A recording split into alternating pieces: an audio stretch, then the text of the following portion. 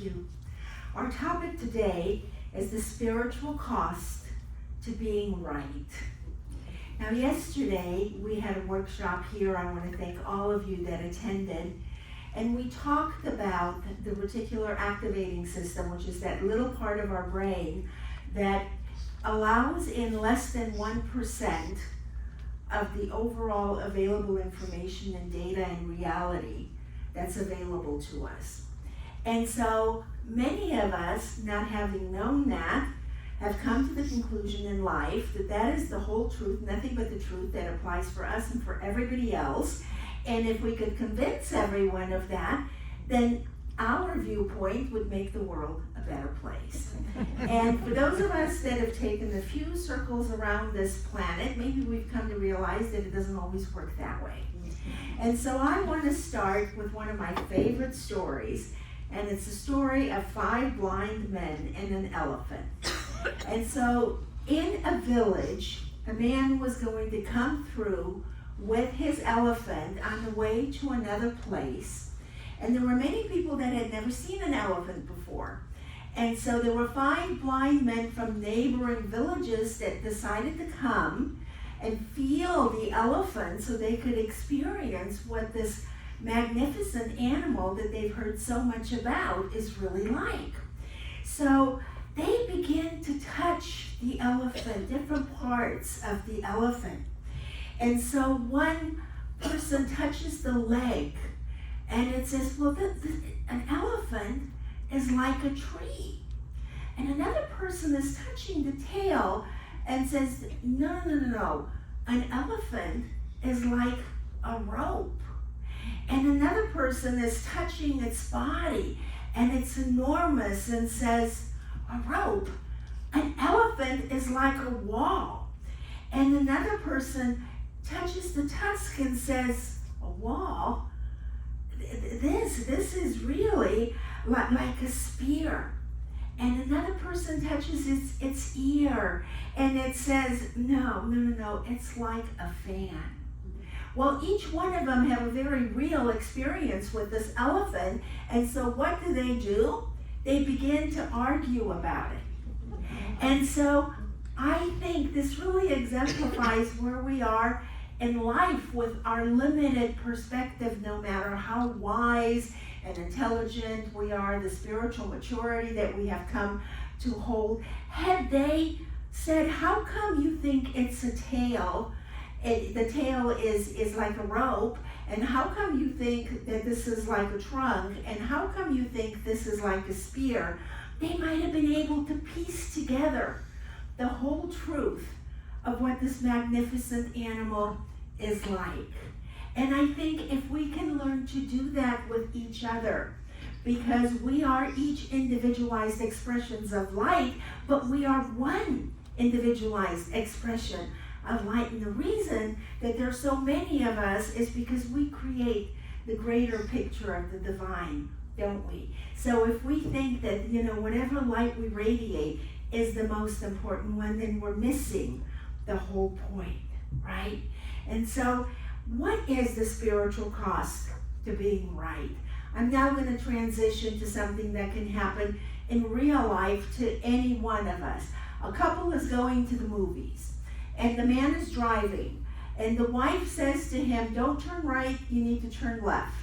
Well, he turns right anyway. He doesn't argue with her. Before you know it, they're at the theater. And she says, but we're here early. The movie doesn't start until half an hour from now. And he says, well, let's just go in. Sure enough, they get in, they get their popcorn, they get their soda, the movie starts. And she says, well, isn't this the movie with so-and-so in it? Let's just say Morgan Freeman. And they say, and it's not. He's not in the movie. And he says, I bet you're right. And this goes on throughout the whole evening, and she disagrees with everything that he says, but he never says a word back. So when they get home, she's feeling a little small. I've sometimes felt that way, and my husband is here whenever it turns out he's right and I'm wrong. When so she has a moment and says, you never contradicted me. You were right. I just feel so small. did you let this be?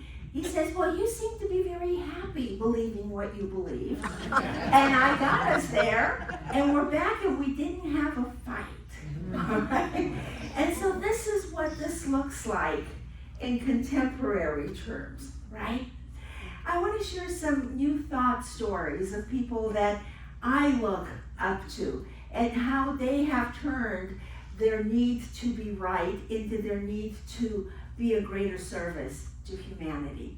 One of my heroes is Tony Robbins. And we know that Tony Robbins had a very difficult life, that it was an unsafe environment with his mother. There was a lot of violence, drugs, alcohol, boyfriends.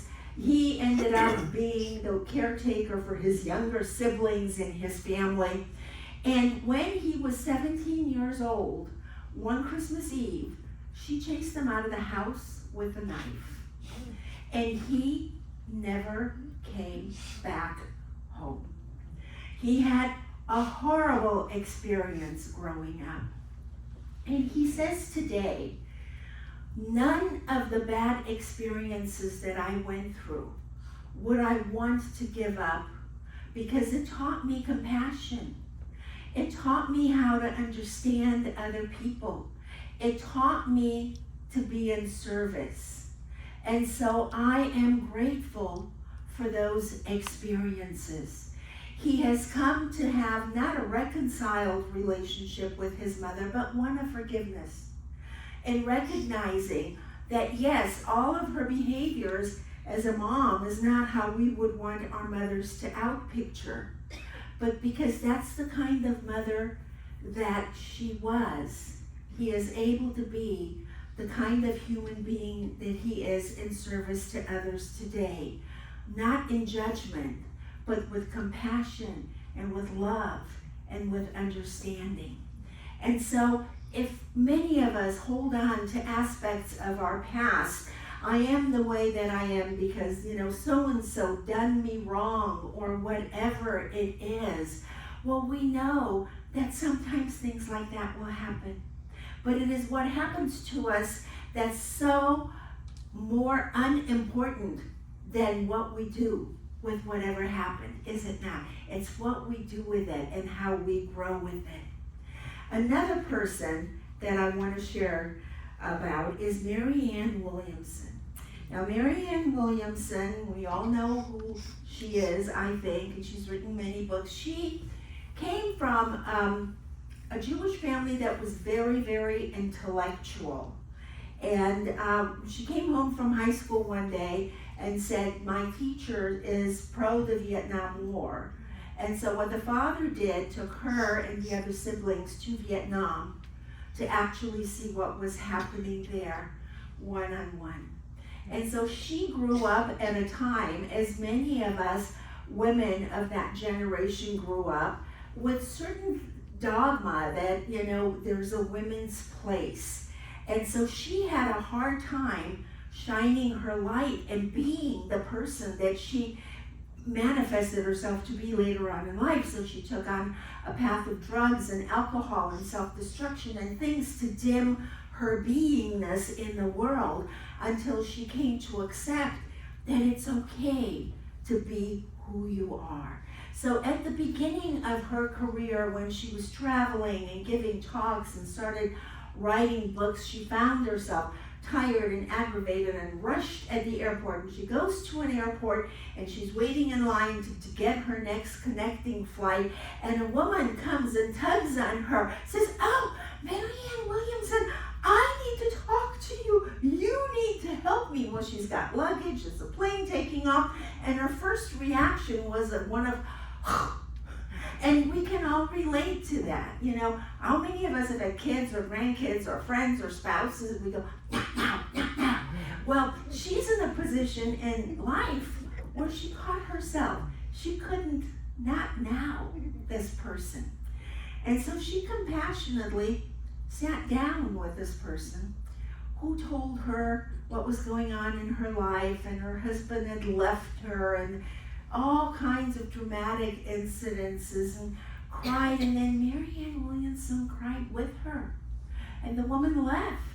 And she stayed in quiet contemplation in her airport seat, thinking about, I could have just rushed right past this person.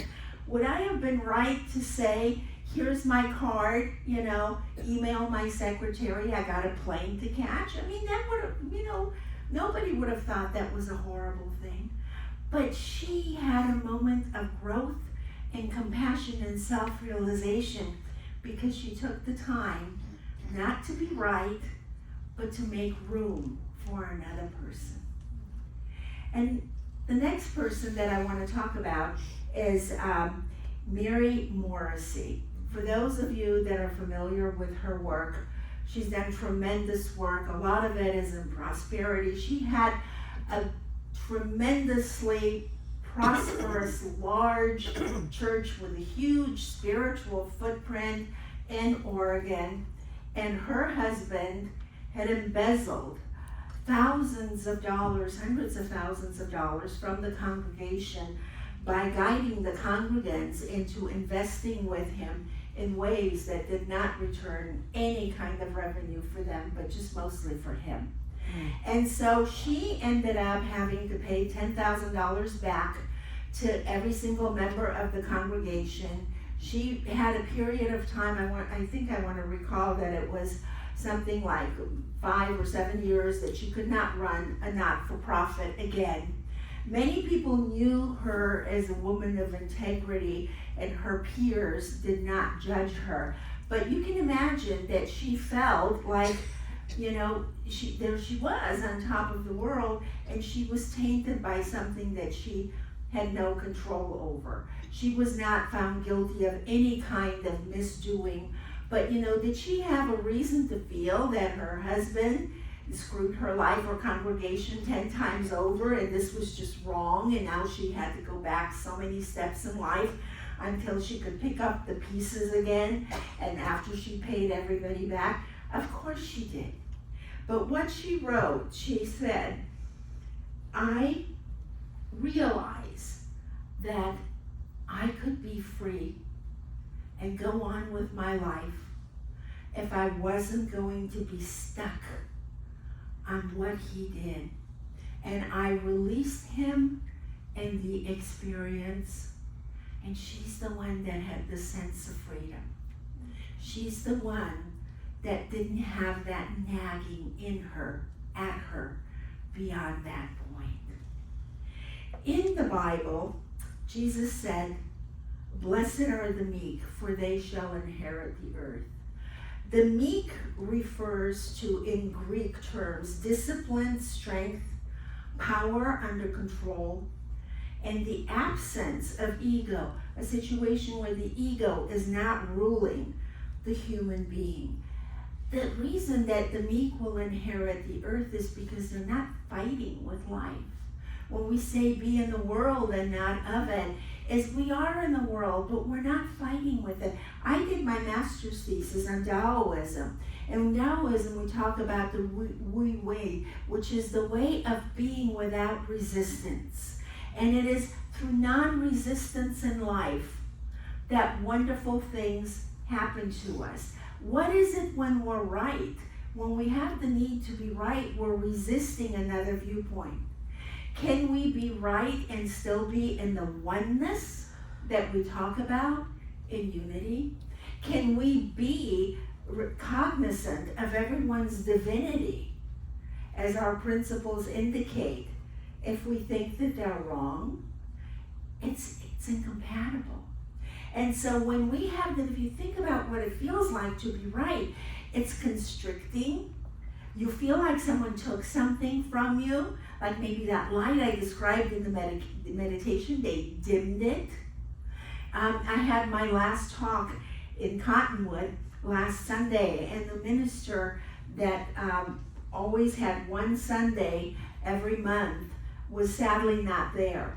And I asked, gosh, why wasn't she there? I wanted to see her.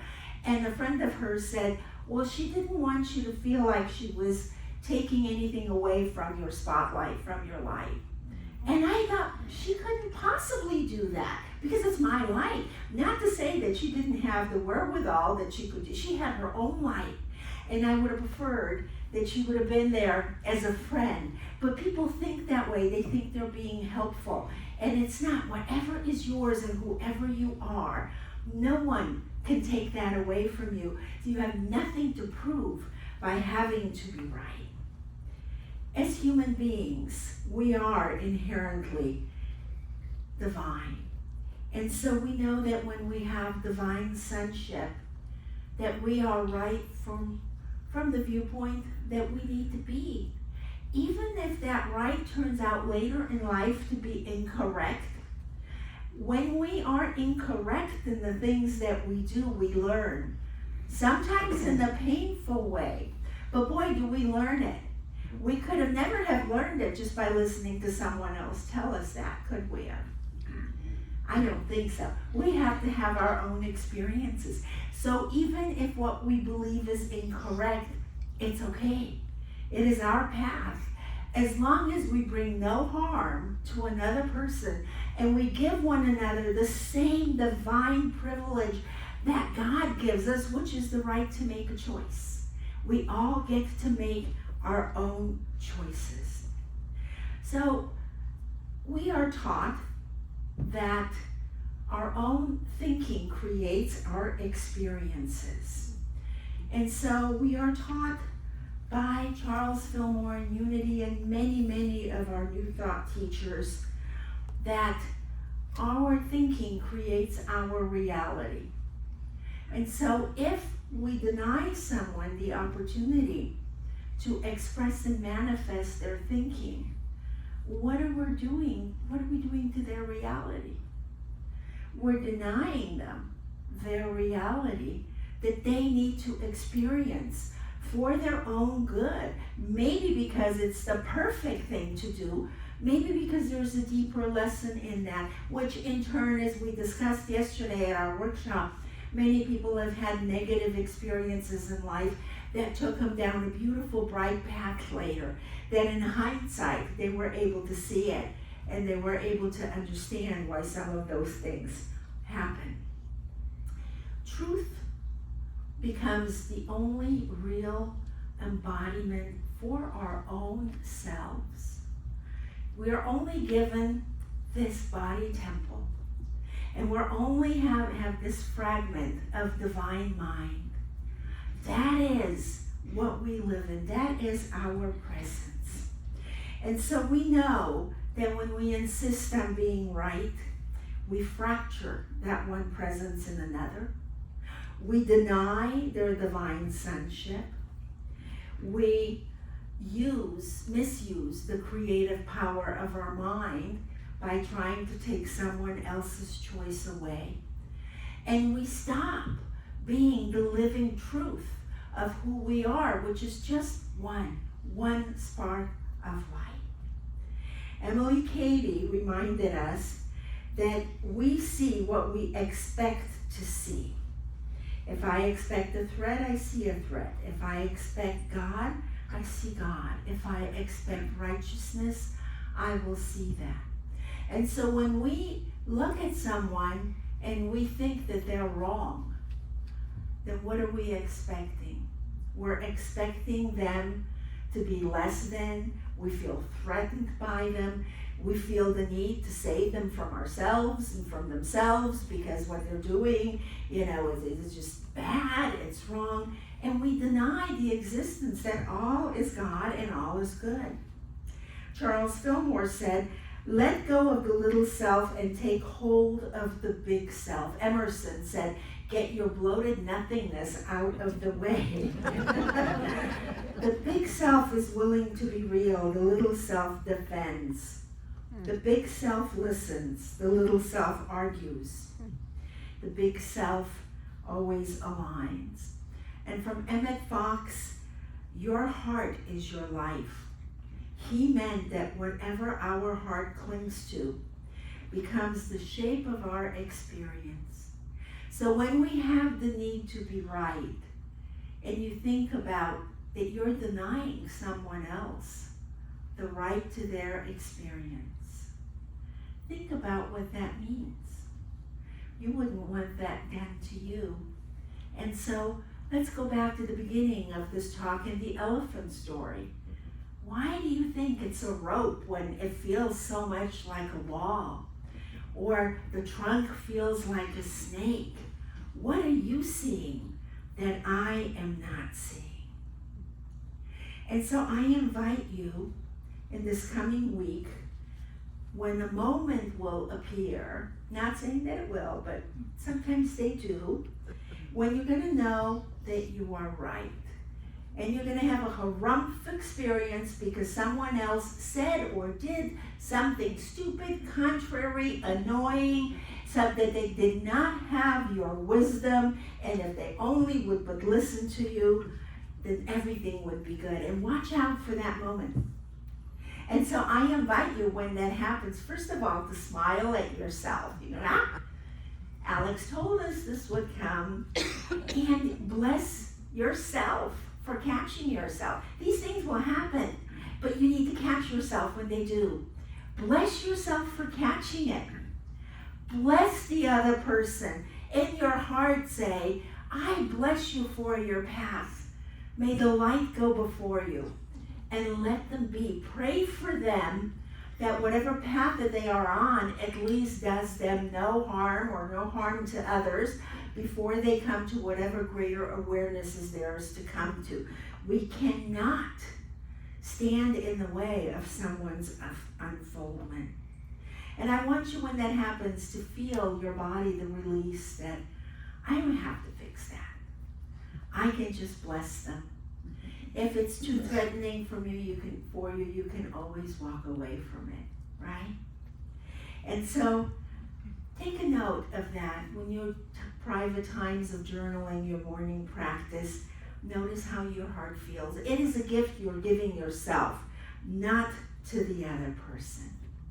All right. And so I like to close always with an affirmation that takes what we have learned, and we create this affirmation for ourselves. I'm going to repeat a few lines, and I'm going to ask you to please repeat after me. First one, I release the spiritual cost of being right. I release the spiritual cost of being right. I choose the spiritual gift of being loving. I choose the spiritual gift of being loving. My mind is open. My mind is open. My heart is soft. My heart is soft. And I see more of God in everyone I meet. And I see more of God in everyone I meet. And so it is. Amen.